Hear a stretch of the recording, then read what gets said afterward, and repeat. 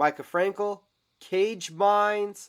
It's fight week. Legacy Boxing Promotions is debuting at Buffalo Thunder. The event is Reigning Thunder, and joining me right now to talk about his upcoming fight, Isaac Luna. How you doing, sir? I'm doing good, Mike. I'm doing real good. Looking forward to this weekend. And postponed a little bit, you're going to be fighting Matthew Esquibel. It was originally scheduled to happen a couple weeks ago, got postponed. How did that adjustment affect you? Um, it actually gave me a little bit more time. We were waiting to fight Matthew, but a couple weeks before the fight, I'm not too sure what happened. I think an injury. He wasn't able to fight. We've really been looking forward to a fight with Matthew, so it gave us a little bit more time to prepare. And for you, I believe, overall, this is about a 7-month layoff or so, maybe a little more. The longest layoff you've had since turning pro. What's that been like? It's been hard to deal with. I had a knee injury in maybe February or March, and I wasn't able to run for a couple months there. The doctor said just that I had to let it rest. It was a running injury. And so that part's been frustrating right now. Just getting my body back to where it was, before the injury has been my main focus. For somebody that's a boxer, used to physical contact, is a running injury really annoying? You know what? Yeah, of course. It's just it's something that just started hurting one day. I was on the treadmill and it didn't go away. And then when I would start getting up to because I usually run 5 miles a day. When I started getting up to 3 or 4, that's when it would start hurting, and it's very annoying. It's something you're not prepared for. Now, rest, recovery. Did you do any physical therapy? I did. The doctors had me doing a lot of different stretches.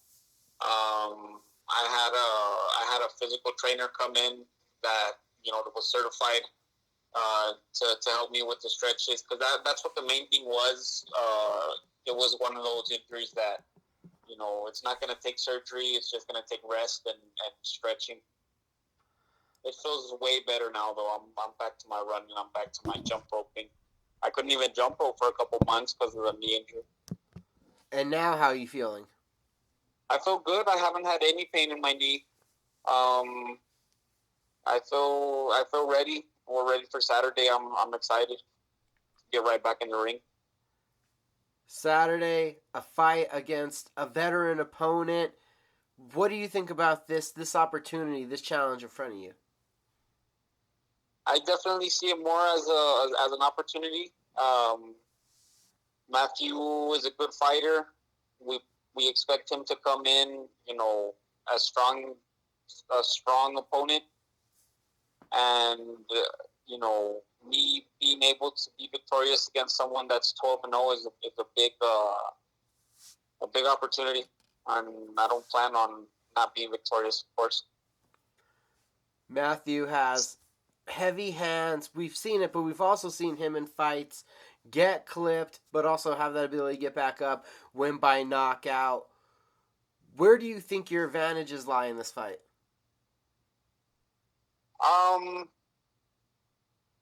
He's taller than me, but I'm used to fighting taller guys.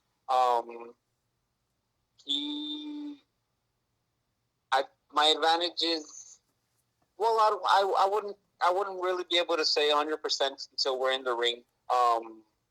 But I don't plan on him not being able to, or I don't plan on myself not being able to connect. I know I'm going to connect. I'll be able to hit him. I got to make sure that he doesn't hit me, because he, doesn't matter who you're in the ring with, it's always dangerous. You don't want to be taking no punches. So my advantage is just that I'm working hard, and I plan on being able to connect. Coming back up here to Albuquerque for the third time. You're an El Paso native, and I don't think as a pro yet that I've heard that you've been able to fight at home, have you? No, I haven't. I haven't. In my amateur days, we had some. Well, there was a lot of smokers that we did here in El Paso, but and as far as a pro career, I'm still waiting to get my chance for them to announce my name and me come out in front of my hometown crowd. What has that done for you mentally, going on the road and taking these tough challenges? You haven't taken easy fights, even with the guys we've seen here that you fought, that we've been able to observe. I mean, you've went on the road and taken some tough tests. What's that been like? It's always nerve wracking, um, because you never know if you're gonna win dominantly. Um, well, of course, we always plan to put our opponents on the ropes. We always plan to attack going forward. Um, but you never, especially fighting in someone's hometown, which, like how you said, we've had to do pretty much every time we fought. I'm 4-1 right now. I this will be my sixth pro fight, so all six times have been in our opponent's backyard. So it's always nerve wracking to go, especially whenever it goes into the judges' hands and await a decision in the hometown of your opponent. But we work hard and we try to make it as clear a win as possible so that way there's no arguments of if we won or not. You get the offer of Matthew Esquibel, a guy that's had 13 pro fights. You've had 5. Tell me about the conversation with you and your team. Why do you guys have the confidence to take this opportunity?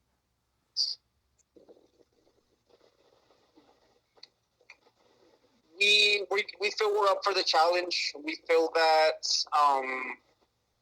with with uh, with Matthew's records, his past opponents, maybe they haven't, the 12-0 doesn't scare us. Um, we feel that with our experience in amateur and with the bit that we've done in pro, we feel ready for Matthew. And what was that amateur record? How many times did you compete? I don't know exactly the number. It was around 30 times that I fought. I fought locally, and then we fought every chance we could get out of town. And I did do one national tournament, so it was around 30. People are talking about Isaac Luna. What do they need to talk about? What kind of fighter do you describe yourself as?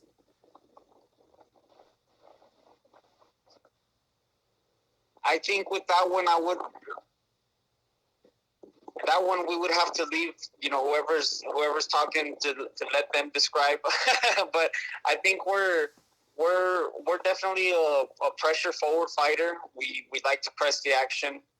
Um, you know, you've amateurs like college, and any amateur, one of the last amateur events that I went to, one of the judges that I've known for a while, she had told me before I went to a tournament one time, she said, you want to make sure that you're always going forward from the beginning of the first round, because if you're not going forward, it looks like you're being pushed back. So we're definitely a team that throws punches moving forward, and presses the action.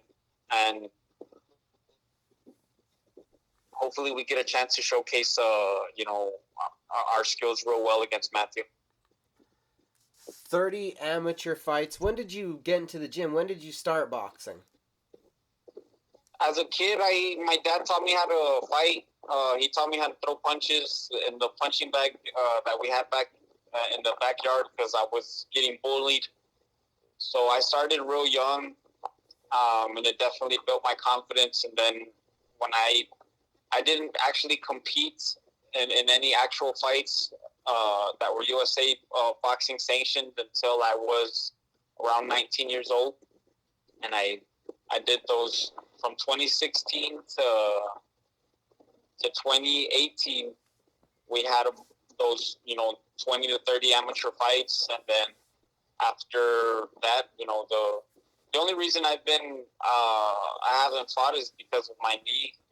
We were in January. It was my 5th month. I went pro in June, so I had only been pro 6 months, and I had already 5 fights. We were planning on this knee injury set us back real far as far as where the plan was, but we were planning on fighting monthly consistently, just like we did an amateur. Sometimes as an amateur, we fought 2 times a month. So we're really looking forward to getting right back to work. What is it about boxing that has you so committed to the sport? At this point, I really can't say, Mike. I really can't say. It's just where my life has led me. It's where it's ended up. And how much do you enjoy the sport? I love boxing. I love being in the gym. I have I put so much time and effort into what I'm doing, and I love the sport. I fall asleep watching boxing. I wake up and I go run. I do my exercise. I think about boxing all day. Me and my trainer are super close because we both have a huge passion for the sport. We just it's what we want to do 24/7. Now, having fought so many fights on the road so far in this pro journey, how have you got adjusted to those boos? You know what? They don't really register. I notice them. I hear them, but they don't affect me. But you're right. There are always boos when they announce that I'm from a different town. Always, they'll say from El Paso, Texas, and boo. You'll hear it right quick. But at the end of the fight, they're always cheering. And they know that I won. And they not only, I think we win over the crowd because they know that I won, and they know it's in the judges' hands and they want me to win after the fight. So I'm happy for that and I'm proud for that.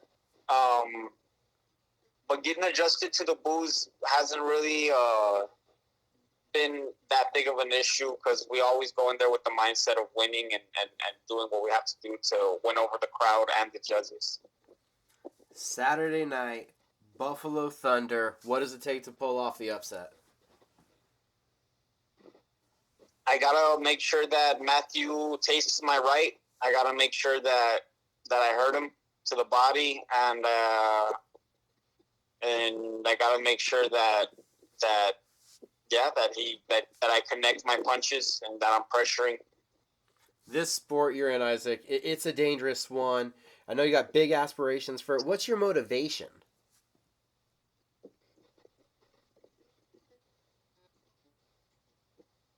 I want to be able to. I want to be able to. I want my kids to be able, and my nephews and nieces and my family to know that there is something possible. Past what we know so far, because we can only go based off of what we've seen, and a lot of the times for a lot of us, we haven't seen success. We haven't seen anybody follow their dreams or get out of poverty doing what they love, and I want to be an example of that. Definitely, I want that. I want them to see you can do what you love and make money doing it and be successful doing it and be happy. Awesome, sir. It was great getting to talk to you. I can't wait to again get to see you in action. Like you said, all action each time we've seen you in the ring. Are there people that you need to thank or shout out to?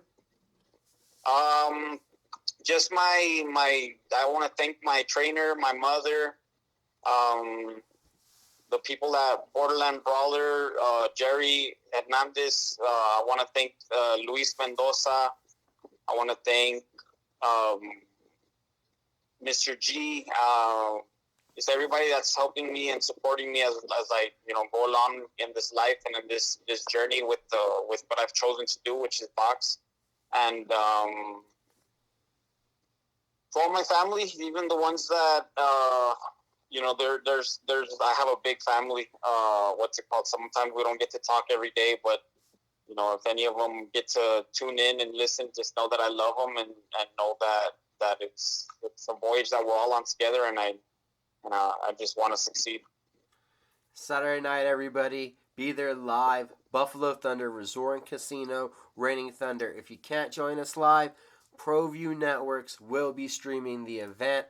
Again, Isaac, thank you for the time, sir. Thanks, Mike. Have a great day. You too.